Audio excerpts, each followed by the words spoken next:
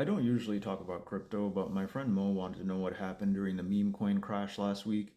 A lot of you know that Trump started the sell off in all assets last week with his escalation about tariffs with China.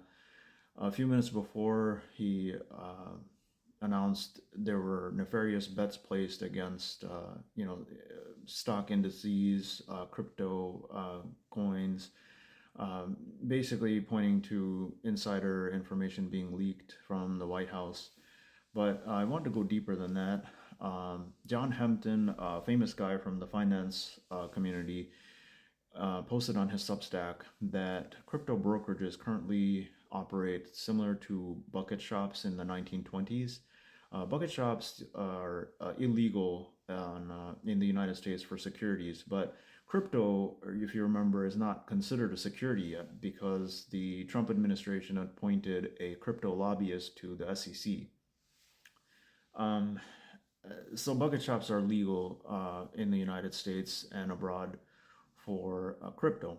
And the way bucket shops work is uh, you deposit your money. It looks like a crypto brokerage, like similar to a stockbroker. They allow you to borrow money and buy crypto with it. But when you buy the crypto, it's not actually it doesn't show up in your crypto wallet.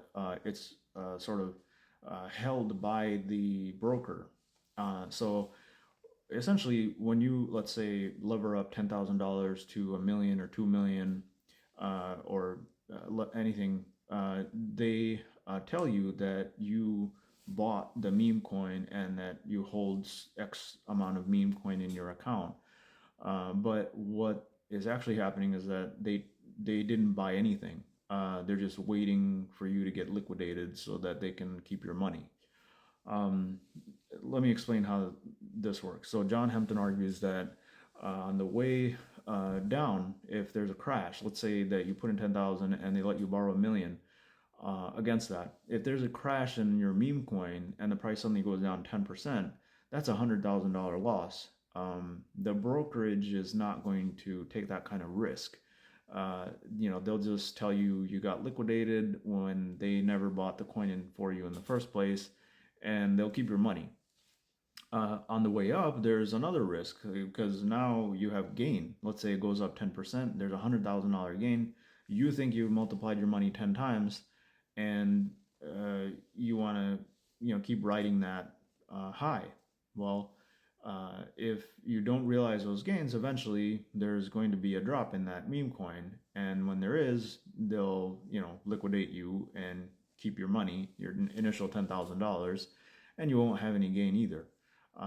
So if you extend this beyond what John Hampton argues, if you extend this across the crypto world, if you will, and all the crypto brokerages are behaving in this way, only or to the extent that there's leverage in the system where the coins that you're purchasing are not actually in your personal wallet.